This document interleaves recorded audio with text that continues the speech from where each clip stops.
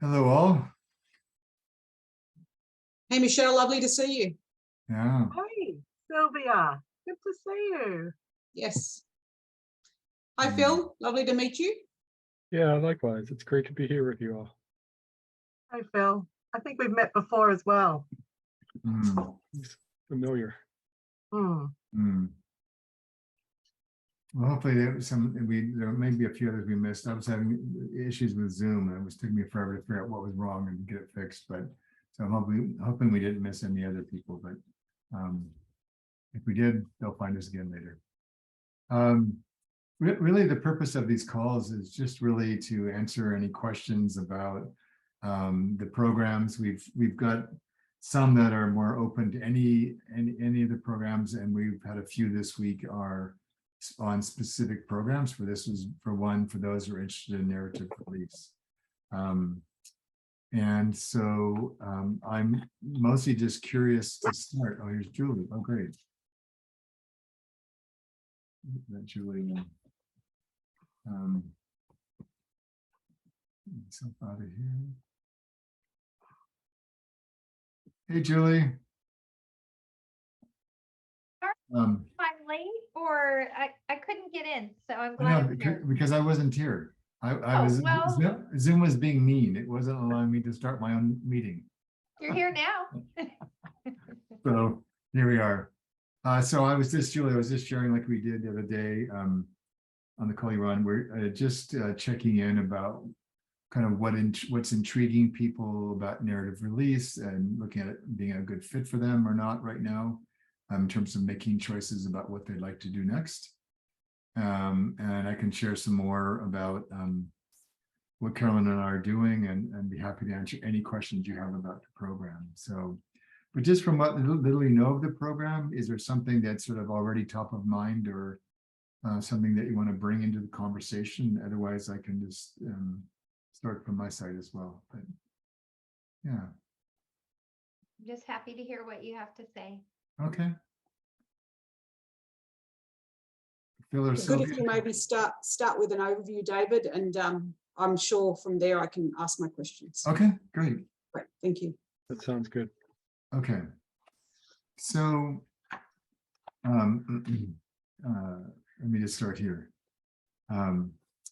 One of the reasons like narrative coaching looks the way it does when we teach came out of the fact that the vast majority of my coaching experience and work with coaching in general was teaching coaching skills inside organizations.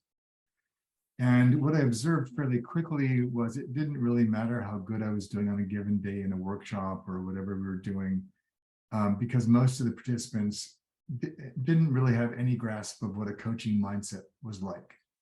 So they're trying to learn coaching skills as a hardcore manager. It just doesn't work because they're so trapped in old patterns and habits. And so I started spending more and more time, and this is where ID came from as well, helping people see the world through a coach's eyes long before they learned any skills. And I literally half their development was just understanding the coaching mindset. The rest was quite easy because many of them are bright, capable people. But that was the eye opener for them. And so we designed narrative coaching to be able to help people let go of maybe more traditional notions of coaching, to explore the possibility that you could actually have a lot of success without goals, that you didn't need an agenda, you didn't need lots of things that people were trained to believe they needed. Along the way, there was lots of requests of, as particularly during the pandemic, around, yeah, my clients are bringing harder issues, bigger issues, more complex issues. They're more uncertain, more afraid, they're more all kinds of things. You know, how do I manage my own energy? And I'm struggling with the same things. I've got 2 kids I'm now schooling at home, and my husband and I have to both work in the same small house, and blah, blah, blah. And so, and I wanted to find ways to bring more of my own journey as a grief counselor, as a pastoral counselor, as a grief educator, as someone who's migrated through some pretty significant trauma in my life, that I know some things. I mean, it's actually the part of this work that means the most to me in a way. And so I partnered with Carolyn Sargentson, one of our students who I'd gotten to know quite well, and Lisa McNichol, who had come to one of our retreats, that also had a lot of background in this space. And we put together this program around this frame of narrative release, which I taught a little bit when I was in Australia, but never really had the energy and bandwidth to do much with that. So the way it's all evolving for next year is that narrative coaching will be highly, highly recommended as the place everybody begins. Julie, you heard me say this the other day. It's the most established program. We have a really strong, great faculty, and it's has enough of the mindset, but not too much. And it's very approachable because it's in the frame that everybody understands, which is coaching. And even though we sort of uncouple some of the usual assumptions about coaching, it's still coaching. So people like get that from a starting point. ID is harder to grasp if you never thought that way or done that. So so we have this sort of like start with narrative coaching, and then narrative release is basically the spiritual philosophy that underpins all of my work and has my whole life. There's almost no teaching, almost no slides. It's all experience with resources to back that up, like where that experience came from, or that activity came from, why we believe that's to be true. But it's really to strengthen our own containers in the time that we're in. That's really difficult even for us. You know, and I know enough about some of your lives and my own life. You know, we have our own journeys that we're on to be well and, you know, stay sane. And so it's a lot of it's self-care, like robustness around self-care. But without teaching, you know, here's 12 ways to meditate, or here's 5 paths to happiness, or there's absolutely none of that. It's more about sitting with, like, how can we think about grief differently? And how can we be with grief in our own life? How can we notice the contours of how we grieve or don't grieve? Because it's like a vase we make as a potter. We will fit our clients into the vases we've built for ourselves. Like, you might have a vase around grief that's highly defined around sadness. And you have a client that comes in, and I've had, when I used to be a grief counselor, it was really difficult for people to allow themselves to be angry. Say for a spouse who died because they didn't take care of themselves. They were a chain smoker, or they drank too much, or whatever. Part of grieving for everybody, but certainly in those scenarios, is rage. It didn't have to be like this. But we're taught, most of us are taught that grief is about sadness. And if you contour of your vase, as you hold space for clients, is grief is sadness, that's how you're going to bias the conversation. Then the client's not going to feel safe enough. Yeah, but I'm pissed off. We had a big trip planned and now we can't go because he died or she died. Or she decided to leave me, right? On the verge of this big thing we were going to do. So I started to realize that not only do we need to do this for ourselves, but we're being asked more and more, and I think this will even exaggerate as time goes on even more, around climate change, around politics, about economics, about all kinds of things, about how do we hold more robust spaces for people without an ideology, without an attachment, but a robustness that allows them to more fully experience whatever it is that they need to be doing. And so to do that, we'll have a pretty substantial library of recordings with some resources about some of the topics. The program is divided into 3-month themes. So like the first 3 months are about what is narrative release. And within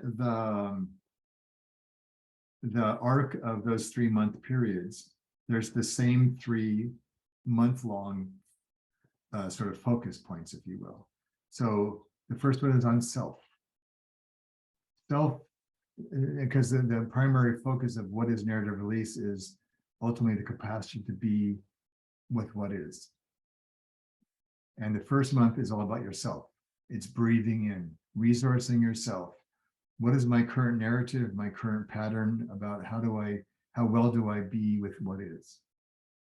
And we've got 3 bodies of work. So just for example, we have some bits from indigenous wisdom, because part of what allows us to breathe in is when we feel grounded on land. And indigenous populations are far better at that more often than we are. We're not indigenous. We're going to have some resources about attachment theory, but not in teaching you attachment theory. We're going to have some experiences which surface your own patterns around attachment. Right. So noticing when somebody confronts you with a topic you find difficult, and so therefore you might be challenged around what is, because it triggers a desire in you to flee or to rescue them, right? As opposed to standing still, coming to know that about yourself. And like, you can't breathe in if you're running away.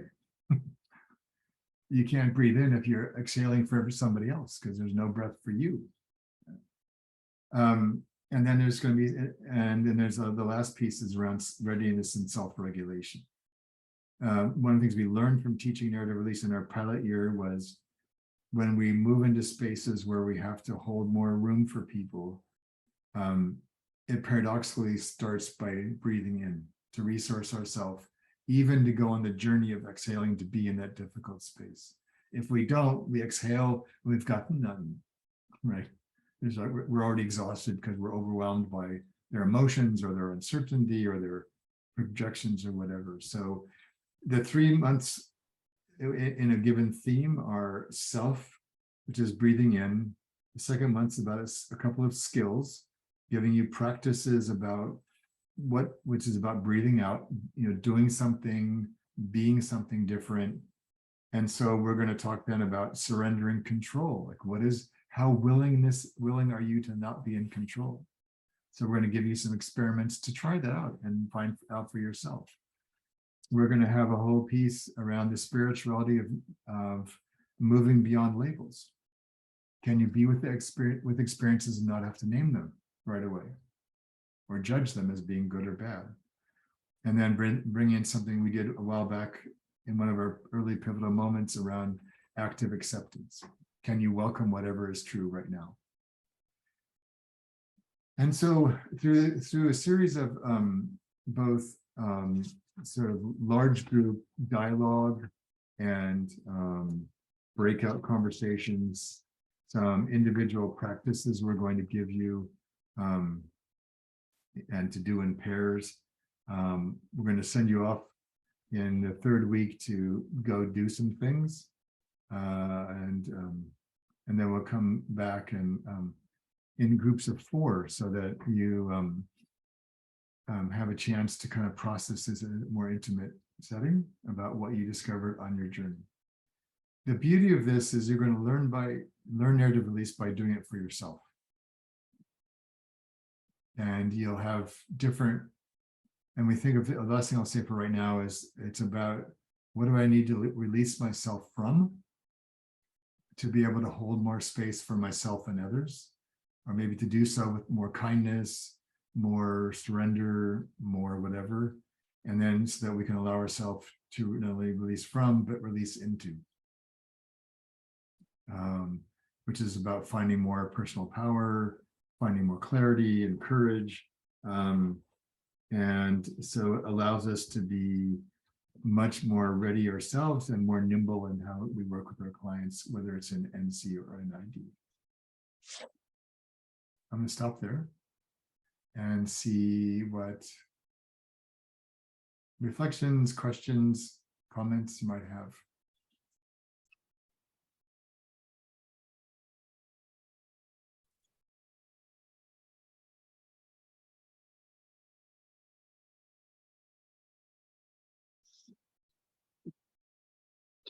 Yeah, Sylvia. There are 3 key players in terms of facilitators on this program: yourself, Caroline, and Lisa, if I got that correct. Yeah, Lisa's working with us in the background. She won't be joining us in the program this year. She had, and she said it's okay to share this, but she had 2 major, her mother and her brother both died in very close proximity to each other end of last year. And she opted to take the year off, not totally, but to not teach because there's just and her family's mostly overseas, where she's from originally, which is in Indonesia. And she just didn't see that she had the bandwidth for this. And so we still meet with her like once a month and just see how she's doing and tell her about how the program's unfolding. And and so I can imagine maybe next year she might come back and teach again. She brings a very different perspective on this than Carolyn and I do. So, Carolyn's based in the UK. So Carolyn will run the morning sessions and I'll run the afternoon sessions.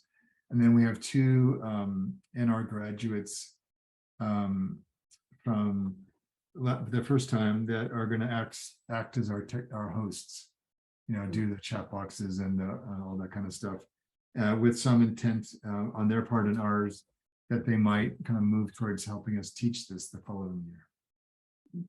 Yeah. So I guess, thank you, that's really useful context. So what I'm hearing you say is that there is, similar to the last program, which was there's a session with yourself and then there's group work separate to that, as we did with the last program. Yeah, the one difference that we're going to make is that instead of having a mastermind and peer triads, we're going to have these pods of 4. Right. We'll do both of those because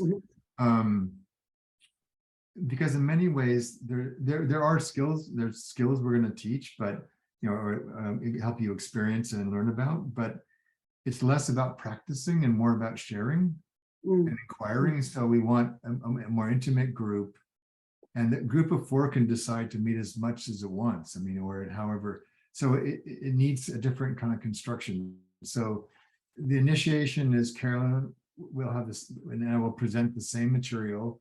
We'll have different priorities and a bit of different emphases because we're just different people, but it'll be the same material both sessions. And then the second week, either backwards, we're going to, you will have been buddied up in this pod of 4 from the beginning by time zone. In that, but that's 2 pairs.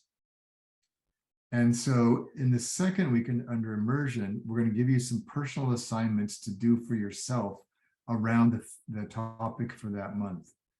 And what we're going to encourage you is seek the support you need from your pair. So it could be you want to talk ahead of time and just share what you're going to go do. You may want help debriefing. You may want none of that. You may want WhatsApp support, but just know that you've got somebody walking alongside you that week that you can choose, either planned or unplanned, to support you in whatever it is you're going to do. Because some people might find that some of the activities are challenging. They might say, I don't want to do this by myself. I want to have somebody that's with me, and you could even do them together on a Zoom call if you wanted to. So, but that's for you and the pair to decide whatever you need.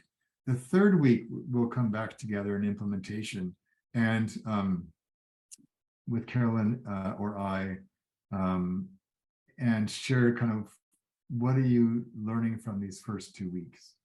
But again, it's learning about yourself and about your journey, not learning about, do you feel like you understand narrative release more? That's not really the question yet.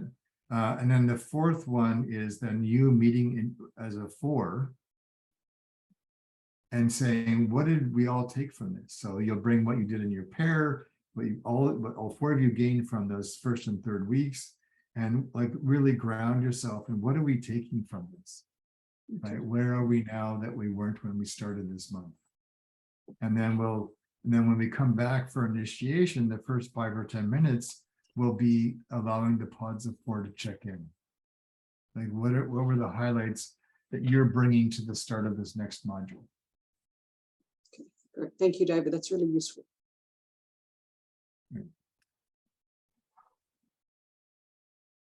So what I'm hearing is it might be, unlike narrative coaching, where sometimes you could go to the morning, sometimes the afternoon, whichever one you should consistently go to the same time zone one, since you'll be paired up with people. again, schedules change and whatnot, so you can go to other one, you're gonna get, maybe slightly different, but essentially the same experience. What is true is that Carolyn will always be at the AM and I'll always be at the PM. What is true is Australia is in a time zone where it's highly unlikely that many of you will come to the morning session. So I think, and your groups of 4 will be in a relative proximity of time zones. So I think more than the other ones, they're going to sort out by time zones. And it might be that you're traveling or that you're feeling like a night owl one week and you've got a client in the in your morning and you can't come. So you'd be more than welcome to come to the opposite one. And will you be recording these, given Yes. the nature of them? So we're not going to be recording these. Okay. We'll just because of the nature of the sessions. Yeah. And because we just feel like some of this could get personal. And while we have high regard for every one of you, we don't want to have recordings that would be of any risk of getting out in a way. And the beauty of this is that all of the materials that we'll be speaking about will already be in your library. It's, I suppose it could happen. It's highly unlikely that your partner and your pair is also not there. So you can always ask them to debrief with you. So we realized it's a little less convenient that way, but we just felt like this is not like a wander in, wander out kind of experience. And what we found, but it's also, I also want to be clear, it's not like we're not doing therapy. This is not like an intensive, like an est-like weekend or something where it's all like, it's like, just imagine like we're holding you while you float down the river. And every now and then we might stop and get out of our kayak or our canoe and go sit on the bank and have lunch. And well, how was that afternoon of kayaking for you? And what are you noticing about the landscape now? What are you noticing about yourself in the canoe? But we just felt like recordings tend to be better for either speeches, where it doesn't matter if you were there or not, or things that are more, the other programs which have a more of a training orientation in a way, where being in the context of that, either live or recording, would be really helpful. This is an experience. There's nothing that we're going to do with you that you won't know about and that you couldn't do for yourself. Now you're going to miss pearls of wisdom from anyone who's there. But again, that's the nature of life, right? Life doesn't just come alongside of it and just say, here's the highlights of your day, or here's the 3 things you should have paid attention to today. We don't have that in real life. In real life, stuff just happens, and we try to make time to make sense of it. So Carolyn and I decided, I think people will breathe easier and feel freer if they know it's not being recorded.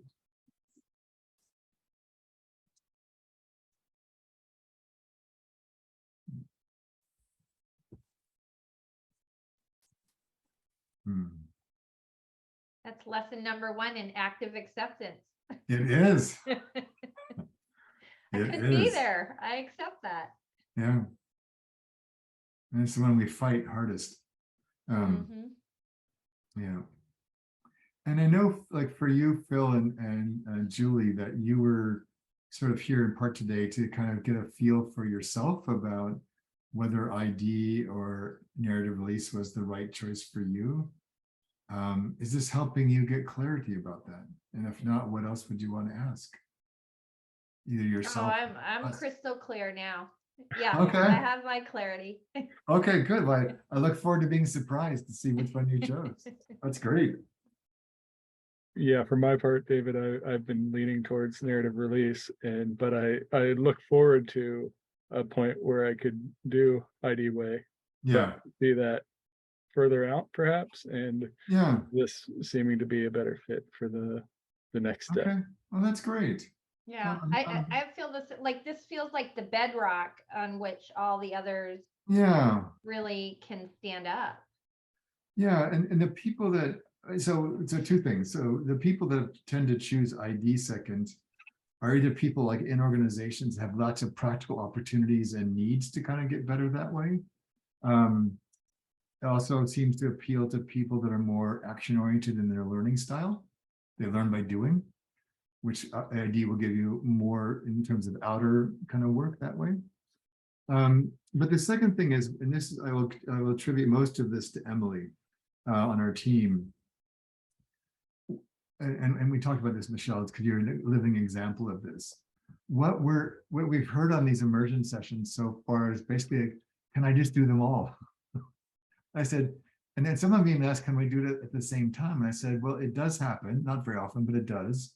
It's a full-on deal, and so we're kind of building this like beginning stages of a map of like over 4 or 5 years. How could you move in and out of these bodies of work to really craft something special for yourself? And so you might come take a program, NC, you might come take narrative release and say, I've had enough for now.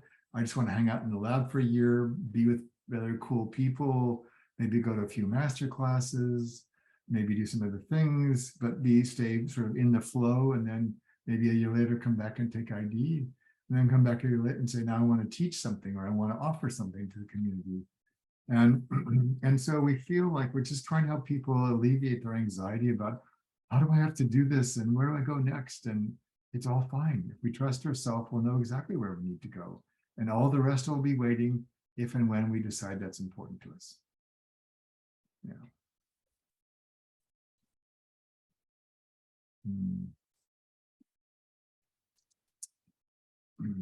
And Sylvie, what would be helpful to you? I mean, if you want to share the journey you've been on with us before, or whatever would be useful to you, what's on your mind now? Well, you probably know the journey, as does Michelle. I've done a number of your programs. I probably gave it a year's break, but have continued to follow the community. I guess the reason I am considering narrative release is where I'm at personally as well as professionally. And in addition to the space I'm being called to hold for clients. But I guess more so, I'm looking for continued work on just continuing to hold the space without my, action orientation taking over. It's a hard nut to crack, but, given my background. So just looking for more opportunities to be at peace with my own, impatience to fix or to follow a framework. I guess that's really what it's about, is letting go of all of those tools in the kit bag and just being more with the client. And, this year I did another program to help do that, and that's helpful. But even so, I still notice that I clutch on to frameworks and tools, and I'm being more selective about the training I do, to be honest. I'm being much more selective because I want it to be more about developing that rather than, what we were taught as coaches 17 years ago around following a framework, right? Yeah. And that appealed to my technical background, very much so. But more so, I just want to let it go. So for me, this is about, creating the space to change things at a cellular level. I hate to say it, but that's so that it comes naturally. That when I get on a call, I don't jump to a framework because I want to so help people. And that's the natural way to do it. And that feels to them like I've done something, if that makes sense. They've walked away with something. And being okay that just holding the space is what they needed. So it's, it continues to be something I need to focus on. And I think that's why I'm thinking or considering this, because obviously I have more work to do for myself. Yeah. So that's Thank you. Thank you. Michelle, I'm wondering if you want to pipe in here and share some about your journey with what Sylvia is describing for herself. Yeah. I've done all David's courses, and I found narrative release to be well, it changed my life. Because in every, especially ID, there was a little bit of narrative release and not that much. And so my background is corporate IT, and so I had never been a coach before.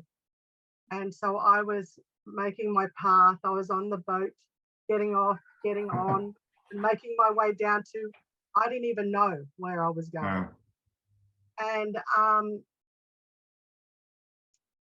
And so the narrative coaching framework actually is what I held on to, because that's all I knew. And so I was like, okay, if we go around the spirals and we make it to the other side, and then so I went through all of that as well.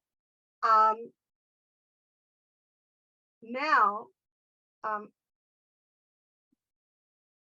what narrative release did for me and ID is I was able to get a job with a client in America, in New York, with a whole lot of like-minded people who went through the courses with David. Never met them. We were all in a pod.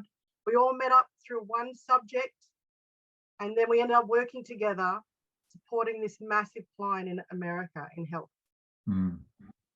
The beauty of it was, because I had done narrative release, it was different, David. And as I listened to what you're sharing, that sounds amazing. Like, I want to do it again, because who doesn't want to work on self? There's all these little things that always come up. So what narrative release did for me in that, which was an ID program, I blended narrative release in there as well, but no one knew it, because it was all about, as David says, about the vase, how you are can influence what's happening with the client, as such.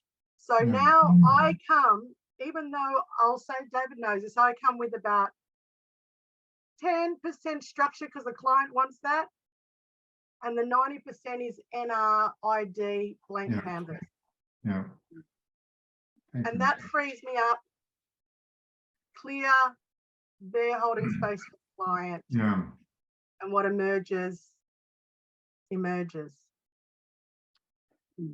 So we're finding of the original cohort that we tried in our pilot with NR, a lot of them are blending ID and NR together, because they're realizing that if for no other reason, when you're freed of so many agendas, curriculums, workbooks, structures, plans, you've got to have something to create safety and structure for yourself and for your participants. And you've got to be willing to be present in whatever way the moment's calling for, which takes a lot of development of self. And this will mean more to the two Aussies on this call, well, actually the three Aussies on the call, than to Phil, but Phil you'll understand the story for a different reason, I think. But so I remember I can't remember if I lived in Australia yet or if I was just visiting, and they were having some kind of event somewhere downtown with all these muckety mucks in coaching. So I was on a panel with Tony Grant, Michael Kavanagh, Travis Kemp, and myself. So it may or may not mean anything to you, Julie, but these are all like main players in the University of Sydney program, et cetera. And I'm there as a token American. I'm there because I have a very contrarian view to the three of them. And we're doing this, they're asking us something about our reflections on coaching's 10th anniversary or something. And then everybody else was up in this audience, kind of in these raised rows.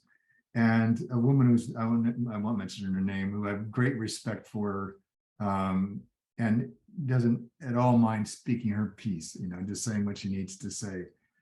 She got up there and she started railing against us. She says, why is it there's only men on this stage? Fair question. But it wasn't a very invitational question. It was an accusatory question, as if we didn't have the right to be there. the three men just completely caved and apologized and sort of like doing all this stuff to like, I don't know, it was just so awkward to watch. And then it turned to, and the gift for me was that one of my favorite students sitting about 3 rows up right in front of me. And she said, I watched you. It's like in Star Trek when they're going to the transporter and they kind of dissolve and then they reappear. She said, I watched you dissolve in the moment and completely reappear. Because I said, I'm not going to capitulate to this, because it just doesn't help anybody. It just perpetuates this binary distinction. And I said, plus, and so my first response was, I've worked my ass off to be on this stage. And I will never apologize for that, ever, to anyone. And you raise a really important question that I'm very interested in. But me giving up or giving in doesn't help anybody. Because it dishonors their masculine, it dishonors the and I said to them, so I said to this my friend who asked the question, is there another way we could have that conversation? I said, for example, I knew she had, but I asked the women in the audience, and it was about 70% or 60% women, how many of you have ever published an academic paper? 2 of them. I said, that's in large part why you're not here. So now we can talk about bias in higher education. We can talk about all kinds of things about women in academia. There's all kinds of issues there. I said, but we're not here because we're men. We're here in part because we have worked really hard. We've published in spaces that society recognizes as significant, which is again arbitrary, but it's what society recognizes. We've elevated ourselves into positions or jobs where we have the kind of perspective many coaches don't have. Again, there's problems around gender there as well. So there's all kinds of gender issues that are great conversations, but to sort of, I felt for me to melt and out of shame, I said, I don't feel ashamed to be here. I would love to have more diversity. We were all white as well, right? So again, total lack of diversity in leadership and coaching, huge problem. But I said, to attack us for being here, like there's nowhere to go but down from there. To me, I said that this is just my experience, but the early stage NR work and NR now is, I knew that if I came from a reactive place, that's not helpful. If I came from a compliant space, that didn't feel helpful. I wanted to come with strength and clarity for myself and only myself, but in a way that didn't dismiss the person who asked the very important question. And it was really just said, it's the right, to me, this is only my intent. It feels like it's the right intent. It's a huge question to ask. And I'd like to find another way for us to have that conversation. And you're going to get that in doing NC or ID is when you start getting rid of the models to follow, and you start getting rid of the tools to always bringing out, or the client's ridiculous expectations about setting outcomes before he even started. You say, okay, but if I'm going to let those go, I've got to have other things of equal weight to hold the space, which is going to be yourself. And then ultimately helping the client do the same for themselves. And so it was that, and I still, every time I haven't told that story for a long time, but I told it this morning as well. And I can feel it even saying it now. Just my whole body was shaking of the magnitude of, because it was all coming down to me. And you could tell nobody was happy with how this was unfolding. and the guys are just looking at me like, bail us out. And they weren't always the most emotionally mature people in the world, but I said, and because it was almost like, okay, over to you. Like they sort of tossed me the bomb. So please, we don't know what to do with this. Please fix this. So I also had to speak a way that I could only represent myself, but I also wanted a way to normalize their attempts to try to grapple with this question as best as they could. So I didn't want to pass on the shame to them either. Like, let me show you how I, as a better man, that's not my intent nor my place. And so the NR allowed me to remain in utter generative neutrality. where I'm not triggered or pulled or drawn off course to please anybody else or rescue anybody else or put anybody else down. I'm just going to speak the closest I can get to of my truth. Mm. And so for me, it was a profound, I've never had that happen quite that way before, but now I realize that's a lot of what NR does. It allows you to stand in your own truth. And to see all your patterns flashing before your eyes, to rescue people, to make things all better, I could, I'm very sensitive to space. I could feel the tension in the room was just, you cut it with a knife. It was so thick. And of course, like I said, nobody was happy. And so I was feeling extraordinary pressure to somehow magically fix all of this. I thought, well, A, this battle has been going on for millennium, so I'm not going to fix anything in 5 minutes. B, it's not a problem, it's just an issue, it's a what is. So the what is there's massive amounts of tension around this and no easy answers and lots of entanglements. And so I said, I just want to be able to kind of clear all out of my system. That was the dissolving under the transporter circle, and then reconstitute myself somewhere else where I could come from a new space. And so that's what a lot of NR allows us to do in real time with real issues and often big things at stake. I'd like to also add, like, Sylvia, you knew my husband wasn't well. Well, he's actually really not well even further. And I was only sharing this story with David the other day and how NR actually helped me, and about girlfriends I've known for over 40 years. I was just sharing with them the difficult situation. I'm a carer for my husband as well now. And so I was just sharing, it's a heart-wrenching story, and they all just kind of lost it. They didn't know how to handle it. And so I zoomed myself over here and held space for each of them. They all handled the information so differently, distraughtly. And the thing about that moment was, which was extraordinary, because I didn't even know I was going to do that. I thought I was just sharing about my situation. And of course, being a narrative coach, the story they're telling themselves. And so that was all playing out right in front of me as well. And in the end, I said, I think we need to catch up, because I think there is something there that you need to work through. And they're like, hang on, but you're the one who's going to, so that all plays out. And when I got into the car, I felt light, even though a lot's going on. And narrative release just, I don't know, just separated, even though it's that moment, just separated me to support others. And support myself in a totally different way again. I just thought I'd share that. And thank you. Thank you, Michelle. I'm sorry to hear your partner's not well. Yeah, thank you.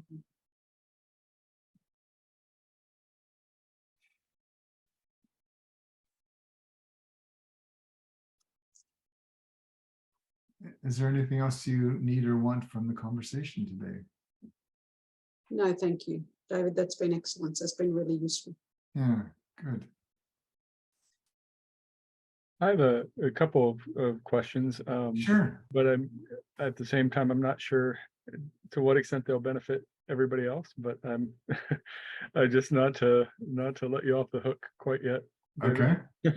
Totally fine.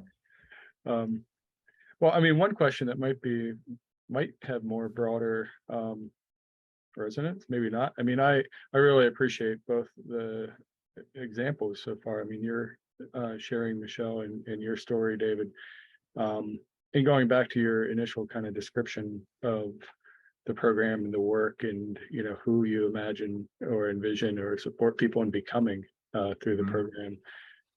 That's somewhat daunting for me. I mean, that's inspiring, and there's a lot of the self-doubt about if you going back before narrative coaching, before beginning in coaching, if you would have said this is the kind of person that I might become, I'd have backed away pretty quickly. But I guess the question is some of that self-doubt and part of the work. It's not just self-doubt about something completely else, but becoming the people that you're inviting us to be, the coaches that you're inviting us to become within the program. Yeah. So thank you for asking, for sharing. So yes, the Phil I met the first day of narrative coaching would have not asked me that question. So this is good. So there needs to be a willingness for a participant to go on this journey, knowing that they can have the journey they want to have. So the journey will be, you're not moving, there's no like island resort at the end called narrative release you're going to arrive at. Thanks, Sylvia. And so you might decide, either because of your life or where you're at or the topic, that you might want to just like, have your floaty and just coast down the river for a while, or maybe even pull over and take a nap, right? And so part of this is awareness of yourself, not only to craft your own journey, but to take care of yourself. So just to give ourselves permission to have what the experiences we need to have. Conversely, this is not therapy, right? So we're not saying, come here with all your problems and we'll let you talk about them all day. Or we're not going to problem solve your, so if you, like, for me, I built a lot of this when I was going through by far the darkest period of my life, through a lot of different things were happening. I created this because I thought even I didn't have enough resources to get through that time. And I said, I've got to protect my daughter. So I've got to find other resources here. So I created the retreats. I created the early days of narrative release. But if somebody comes to, like, so let's imagine that Michelle had not been in our programs before and had not done all this amazing work on herself. And now she's in this life circumstance, right? This program might not be something that she's ready for because it's too fresh, it's too raw, and it's going to pour into everything that we offer. It's all going to be about that. I mean, she could, but I'm not saying you are. I'm saying if something's still so big or raw that you just need support, then this is probably not for you that way, because you're going to need a lot of support from us as opposed to learning for yourself. Because it takes some distance usually. You've been on this road with your partner for a while, Michelle. So you've built up knowledge, awareness, strength, agreements with him, et cetera, et cetera. And so it gives you some bandwidth to kind of devote some time away from that to work on yourself. So yeah, so for Phil, everybody's going to be coming to this for different reasons at different levels. And you're highly encouraged to create the experience that you want. Yeah. I'd like to add, Phil, that my husband was actually terminal when I first met David, and he's still alive today. And so, of course, I'm not a coach or anything like that before, so I was just giving something back for myself. So sometimes I felt selfish because here I am trying to learn something when I should be maybe over there, what's somebody's roles and responsibilities when you've really never been truly caring for someone like that, or, in a role that nobody said, this is the guide, this is the book. So I kind of went, my husband knows David's work because I was trying it on him a lot. and so when I was going through whatever David's courses were, it was a bit of, to me, self-care for me, no matter what happened, because I didn't know what David was going to be offering us. And so I just took it slowly, actually. I've been crying a lot, David, and Phil, for quite a few years, because it's all part of it. Yeah. And so it's like that. It's a stepping stone of, I feel like, self-care. Yeah. Thank you, Michelle. Yeah. Okay. Thanks. How is that for you, Phil? Yeah, that's helpful. I mean, I think I'm not, I'm open. I feel very open coming in. It's helpful just to kind of, acknowledge that. I mean, Mhm, that's a way of me stepping forward, stepping in. mhm. I mean, my sense that is too that if for any reason it doesn't feel like it's a matter of just pulling off to the side and taking a break, if it feels like this isn't really Yeah. going in a direction, I know and trust that it's okay to step Yeah. away. I mean, Mhm. there's nothing, there's no pressure or Yeah. obligation. So I feel very comfortable stepping in and Great. trusting and anticipating a Yeah. good ride, but at the same time, taking on that responsibility to make sure that it's Yeah. staying true to what I need. Well, and it's in part to Phil, originally we had, like we do in the other programs, the week where you have assignments, we had them just being personal assignments. But then we thought, sometimes these assignments sneak up on us and we don't think they're that big. And then you start doing them, you go, oh, wow. When you like curse me for giving you that assignment.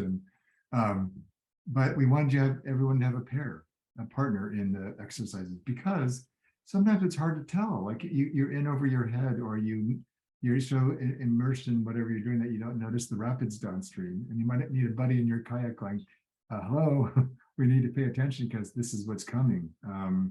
So that you can get some backup to help yourself notice if sometimes we miss it, because it happens to all of us. Yeah, and like I said, each of you will discover your own destination as you're in the program. What wants your attention, what doesn't want your attention. Some modules, you might just say like this module isn't really interesting me or doesn't speak to me, but the last one was huge, I want to go back and do it again. So you and your partner and your group of 4 can do that. You can do whatever you want that way. And then the beauty of this is that you can just take turns, supporting each other, coaching each other, standing for each other. And so the pods will become really important pieces of this work.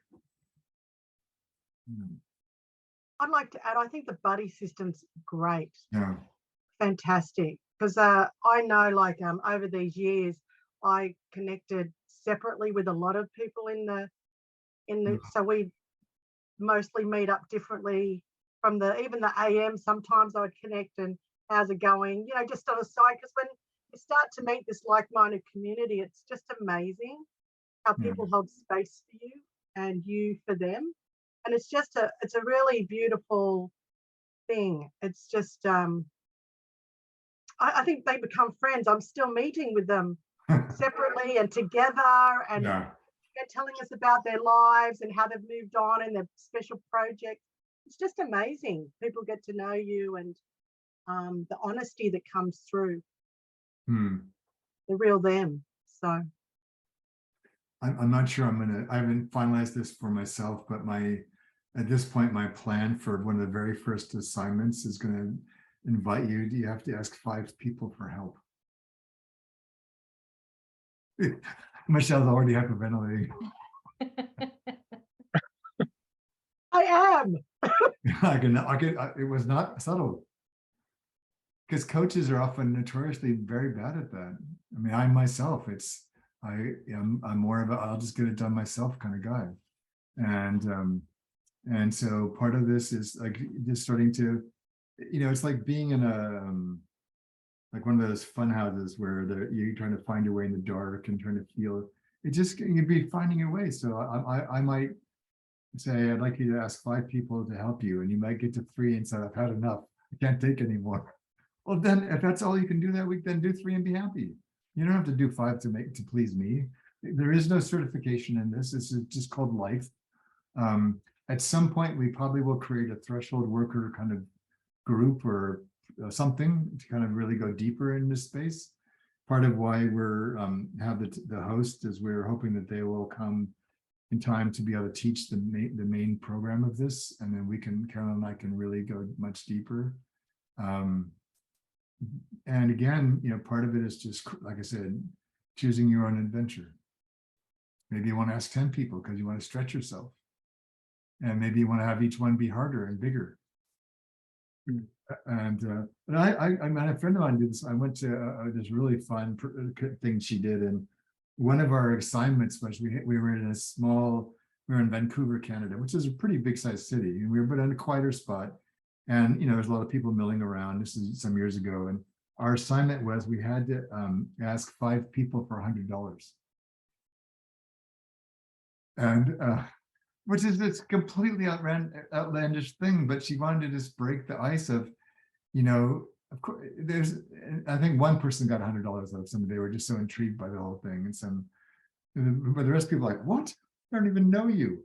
But just to hear herself say something that's really outlandish, which was a first for many of us, right?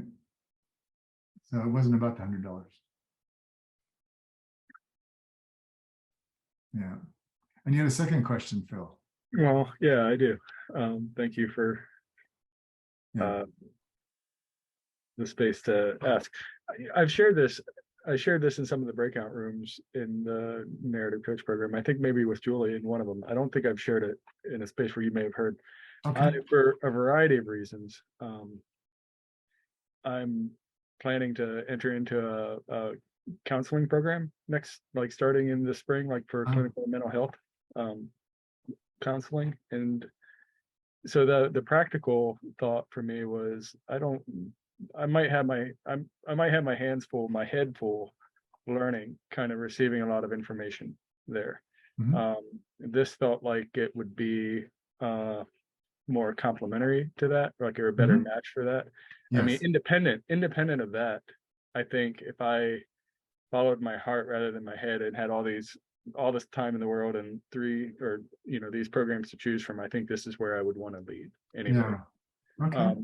But I'm naming that, just putting that out there just to see if you have any feedback or any thoughts on why maybe doing this alongside a program like that might be where there might be some dissonance that wouldn't be useful, or if there would be anything that yeah, I'm not fishing for anything, but I'm just kind of putting it out there because that's where I'm at. And yeah. Well, I think the saving grace is that most of what you'll do in your program, especially your first year, we're not doing any of those things. So there won't be clashing, or you won't have competing theories to decide between. I mean, yeah, we'll offer things, but they'll all will be things that any good mental health training program would offer. So there would be no much dissonance. But I think, because I think in terms of stories, you can imagine. But when I was in seminary, we had one of our semesters was these class on sacraments, and a lot of it was really dull. The history of sacrament is all like blah blah blah blah blah blah, and then we had this guy who was he was at the practicum part of our class, and he was kind of a very traditional guy. He was from Princeton, very by the book, a nice guy, really funny guy, great singer, but just not very interesting. We thought, oh, he's our applied guy, right? We thought, but he wasn't even a minister; he was a scholar, and whatever. And he was very serious most of the time. And we're doing this class on communion. I bring this up because I think it's an analogy for what this might be like for you. We're doing this class on communion. We go to the little chapel on the campus.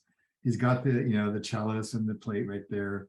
And then somebody trips or something, and he kind of like knocks the chalice over, and the grape juice spills everywhere. And then he got it in him somehow, I think because he was so embarrassed. He said, yes, that was my first one. I'm not going to give you the 10 ways not to do communion. And so he did like Monty Python's communion. He did like Laurel and Hardy communion. He did like AC/DC communion. I mean, these are examples. He didn't use these, but he was hysterical. Everyone got more and more absurd. But the beauty of it for us was we were all petrified because we were like 25 or something. Oh my God, I'm holding the chalice and it's the blood of Christ. And most of us didn't actually believe that, but we were like trying to do it right. And after that, all the energy just went away. We just got to just go do a sacrament. It was the best half an hour of in some ways, of my entire seminary career. So I say that because there's going to be a lot of talking in your program, a lot of information, a lot of stuff, and this will give you a grounding. That you'll be like, well, his name is Charles, but we like to call him Chuck just to make fun of him. But this is your Charles. This will be a Charles for you. This will just ground you and show you all these things that can be put in context of lived experience. And for me, from that point on, it became a really helpful reference point about what I looked for in my classes, how I approach my classes, and where in some ways where ID came, because my best faculty mentors all of my life have been ID-like in nature, doing things and helping me make sense of them in a new way. And not likely to get that, especially in the beginning of your program. You might, I don't know, and I think NR would be a nice grounding for you and a nice kind of balancing of bringing all of Phil to the table. Which is then when you get to that part, which is usually later in programs, you'll have such an amazing foundation. Yeah. Thanks for that, David. I mean, that's really helpful. That feels very affirming. It really does kind of reflect maybe what I was hoping for, or Yeah. sensing how it might work. Who knows? But that's really helpful, especially after hearing some of your reflections on Tuesday or whenever it was Yeah. for the ID way. Yeah. Just on education, the experience of learning. I'm grateful for the prospect of having this as a complementary way of learning and being in the program alongside that, because I'm not excited about the program. It's part of it's a stepping stone that I see leading me in the direction I ultimately want to go. But this feels much more closer to my heart, and yeah, I'm really grateful for this space here, just to kind of approach it, step up to it, and begin to anticipate what that brings. Wonderful. Can I share something? Phil, I went to uni. So in the midst of with David, I actually went to uni for the first time in my life. I never did university. And I studied mental health and counseling in the mix, because bit of self-care again, wanted to get myself educated in, I wanted the experience of university. I had no idea. So I picked counseling and mental health. And of course we were going through COVID. So it's interesting how you mentioned this, because I was interested, could I do David's work and do that together to see what would happen? I'm like an experiment. So it was kind of like all of that learning was like my massive inhale. And when I came to do David's work, it was like a massive exhale. So it kind of just kept going. And having them both actually helped me. Yeah, and you got some good marks, got good recognition from your school. Oh my gosh, I know. I got in the top. Yes, I got some, like nearly the highest marks, and while I was doing David's work as well. So it kind of complemented it for some reason. So when I thought about the counseling side, this is my opinion, I felt prehistoric. I felt like I was learning someone else's words in the way it is, and I'm not mocking it. And then when I went in to do David's work, how could I use that? Because that's not what's coming and emerging from the client. So it was like these clashes going on from this to try. And I had to put it down, even though I'm very proud of myself to succeed in these high distinctions and everything like that. It was the client, and I couldn't use it. So I just wanted to share that. That just only happened last year. So the gift, Michelle. Thank you for sharing that.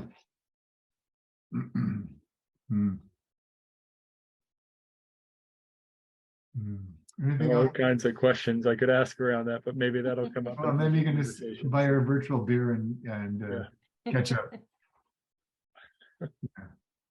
You're on mute, Michelle. Are you guys in the Threshold Lab? Or no? But they will be next year, because it's going to be part of their registration for next year. They get a complimentary year-long pass to the lab. Ooh. That's actually upping the ante. Yeah. That's a surprise to me, David. I thought this Yeah, I was, because it's explicitly listed in the others, but I didn't see it listed in this. And I thought I asked you on Tuesday. Oh, yeah, you're right about this Yeah. one. But if you want that, you can make that happen. We can make that happen. We just felt like you're going to get a lot of what you'd get in the lab here. So we had a lot of people who said they weren't interested. And so I don't remember why we decided to let it go. But if you want that, we can make that happen for you. Because we also lowered the price and stuff. But if you want that, we can make it happen. So thank you for correcting me. I was getting a little excited there. So And you get the lab, and you get the lab. I know. I want to make everybody happy. Right. Well, I walked away from the last conversation thinking, yeah, this is good. I probably, as much as that might be the balm, like, okay, that's where I can go to get more content and keep taking Yeah. in versus the experience from NR alone. Yeah. I walked And away thinking this might be enough. I should start with this, but yeah, and your all three programs will be held in the context of the frame in the lab because they're hosted on Circle next year, not on Kajabi, because it gives us a better forum feature and a bunch of other things. So all your resources will be there, and so there'll be some smaller things that you'll have just because your program is there. But we also realize that a lot of what other people want from the lab, you're already getting in NR, so you don't really need both. Yeah. And a lot of, and while this doesn't take any more time than the other programs, it's more intensity. And so we didn't want to burn people out, and we wanted to keep it at a reasonable price point because, yes, that's what so now that I'm catching up to myself, thank you for that reminder. Sometimes I get carried away. I'm recovering from surgery yesterday on my hand, and so I keep failing to appreciate I had surgery yesterday on my hand. Yeah. Yeah. And it's wonked out my brain, I think, more than I realized. So mostly this goes back to narrative, mostly because I had this done once on my other hand, and it was in and out in an hour.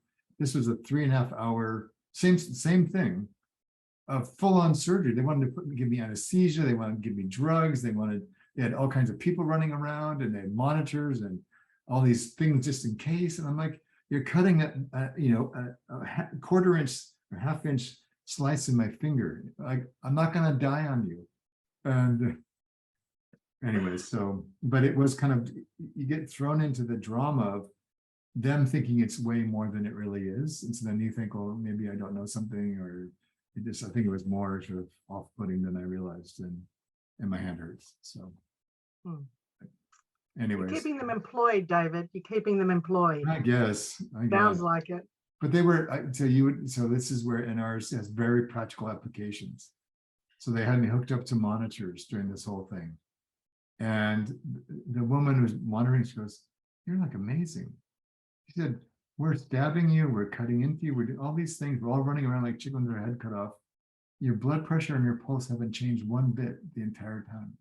Even when we're shooting the needles into you to numb you, which is the most painful part, and you're breathing deep and relaxed. Like, how do you do that?" and then the doctor's like, "Oh, most of our patients complain a lot about this, and you have a very high tolerance for pain." I said, "Well, yes, and pain is a perception, and I know how I can manage my perceptions so that I'm aware of what's happening on, but I don't need to label it as pain or get myself caught up in the reactions to pain." And so I thought I was very proud of myself that all this work I've done to develop this work and do this work has very practical applications. And so I had this long conversation with these nurses while he's slicing on my hand over here. We had this chat over here about NR and how they could bring that into their nursing practice. I said, can you come teach us? I said, "I'd be glad to. Just give me a call and I'll send you a bill."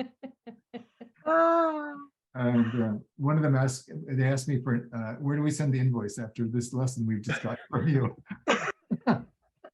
I said, "I'll send you a bill in the mail, and it's going to be bigger than the one you're giving me. So get ready." Yeah. It'll be the same. So it'll just net it out. Crosses out. I don't think the surgeon would find that very funny. He didn't seem like a very funny guy, but yeah. He needs it more than He all does. of us. He does. But anyways. Well, actually, if you meet doctors, if you ever, how busy they are these days, like I can only represent because we see the hospitals and doctors all the time.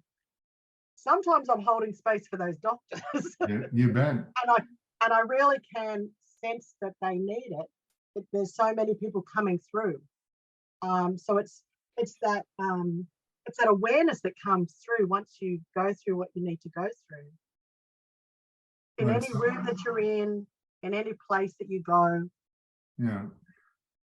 This idea of like the internal and, like maybe more that psychology speak of externalization, that no matter what, if stuff's going on outside me, I don't need to externalize about it. If I know where I am and how to hold that space for me, then like with your example about the panel, you knew where the you was in you, and you were right and she was right. And there's space for two truths. Yeah. And yeah. Yeah. So it was, and part of it is it's really an interesting somatic experience because I was vibrating like there was no tomorrow. Most of the audience couldn't tell, but the one woman in front of me, I really liked her a lot, and we were good friends. I could just watch this like at a cellular level, as Sylvia was saying.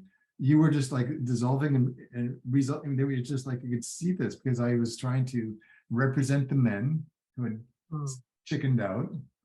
I was trying to, be, but just be me as a man, not all the men. I didn't want to be a man in opposition to the woman asking the very good question. I was trying to, I was noticing that a lot of the women were upset that the woman even asked the question because it put them on the spot. And so I'm noticing that, and I'm the only non-Australian in the room, and I know the huge egos these three men have. And they're at least in the early days, their challenge with me being in Australia because I was threatening to them. They got over that, but not in the beginning. So there's like 17 different channels playing out in 15, 20 seconds. And then you sort of like, you dissolve it down unconsciously, and I could feel it go all the way down into my toes. And then kind of, as I was coming back up, like what is true, and how do I bring this out of all those lenses? How do I bring this into the room? And so I just acknowledged this woman's question. I knew her well, and I just said, and this is my experience. It's such a connected to her, but connected to you. Yeah. I wish those men, I hope they know now that they should always let you speak first. Not in a million years. One of them's now passed away, but Tony's now dead. But no, not in a million years. They don't take back seats to anybody. But I didn't have to I didn't go to that reactive place about them, like, you chicken shits, like what? Right, because that's external. Right. Yeah. I don't need that. And they did the best they could do. That's because the value of this work for me is that we can be with things as they are, not as we think they should be. We can take whatever's thrown at us and not feel diminished by it, and just stay present and neutral to it, and then see what wants to appear from there. And if you sat in her, I thingoed myself into her shoes, and then her stories behind her, and what brought her to stand up to actually say it.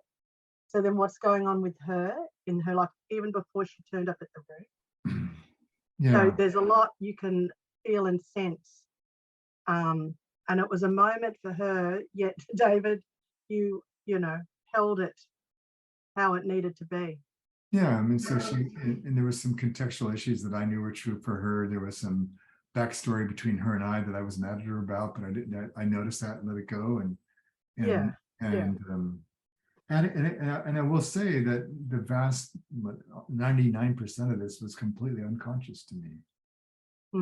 It just happened. I didn't say, now I'm going to Star Trek myself. And Yes.